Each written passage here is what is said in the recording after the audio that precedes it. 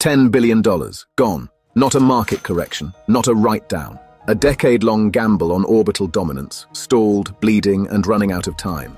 The FCC has a hard deadline, July 30th, 2026. Miss it, and Amazon forfeits its orbital spectrum rights permanently. No extensions, no renegotiation. To hold those rights, Amazon needs 1,618 satellites operational in low Earth orbit. Right now, they have 241. That is not a gap. That is a chasm. You know one version of Amazon. The one that delivers packages. The one with the smile on the box. Comfortable, familiar, domestic. There is another version, the one quietly building a physical layer above the atmosphere. A substrate of laser-linked satellites designed to route the intelligence of the global economy through Amazon's own infrastructure, forever. That version is 5 months from either becoming permanent or being dismantled by a regulatory deadline. This is not a space story. This is a forensic audit of the most expensive ticking clock in corporate history. Project Kuiper was Amazon's answer to Starlink, a $10 billion bet that Amazon could build a competing low-Earth orbit constellation and kill Starlink's dominance before it became permanent. The thesis was sound.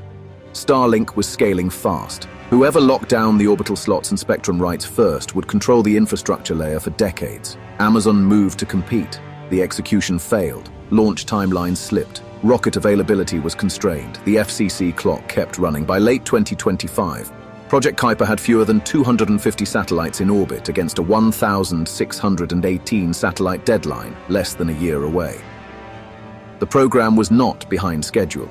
It was in structural crisis. November 13th, 2025. Amazon rebranded Project Kuiper as Amazon Leo. That is not a marketing decision. That is a survival decision. By folding Leo into the core AWS infrastructure identity, Amazon accomplished two things. First, it repositioned a failing space project as essential cloud infrastructure, making it harder to abandon. Second, it signaled to the market, to regulators, and to internal stakeholders that this was no longer a moonshot. It was load-bearing architecture. The rebrand bought credibility. What it did not buy was time. The question the rebrand answers: what business is Amazon actually in? Not e-commerce, not cloud, not advertising. Control of the global connection layer. You order something on Amazon Prime. The van pulls up. The package arrives. That van runs on route optimization software, routed through AWS. The inventory prediction that stocked the warehouse before you ordered, AWS. The payment processing, the advertising that surfaced the product, all of it running on Amazon's private infrastructure. Now zoom out further. Your next delivery isn't coming by van. It's coming by laser from 300 miles up. The physical delivery stays terrestrial, but the intelligence layer, logistics, routing, demand forecasting, payment rails, moves to orbit. Off the public internet, off competitor infrastructure, off any network Amazon does not own. Amazon Leo is not satellite internet. It is Amazon's private backbone, lifted into space. The substrate beneath every transaction, every workload, every connected enterprise in the AWS ecosystem. Most people think satellite internet means signal goes up, bounces off a satellite, comes back down to a ground station, then reaches you. That is how Starlink works. Every few hundred miles, the signal touches Earth. Ground stations create choke points. Latency accumulates, and every ground station sits inside a national jurisdiction, subject to regulation, seizure, or shutdown. Amazon Leo is operating on a different physical layer entirely. OISL. Optical inter-satellite links. Infrared lasers firing between satellites at 100 gigabits per second.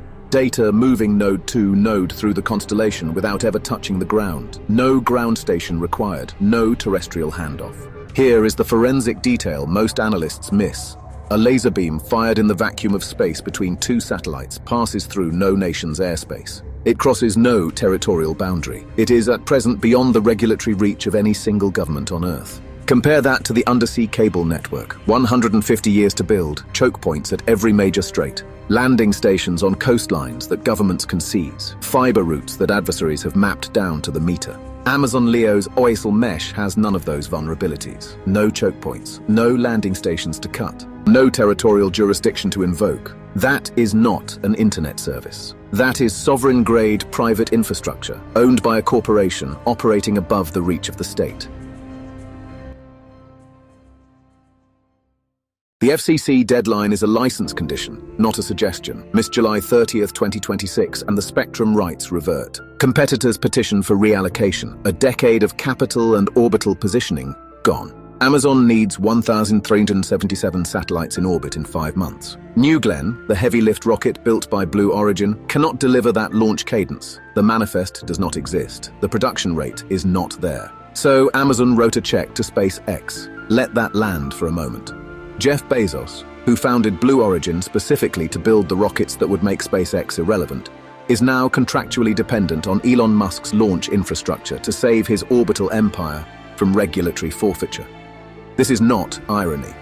This is the bill arriving for a decade of Blue Origin underperformance. While SpaceX was flying, iterating, and building launch cadence, Blue Origin was missing milestones. The market did not wait. Amazon has also contracted Arianespace and United Launch Alliance. The strategy is manifest diversification. No single provider failure collapses the timeline. But SpaceX is carrying the critical path. SpaceX collects launch revenue regardless of outcome.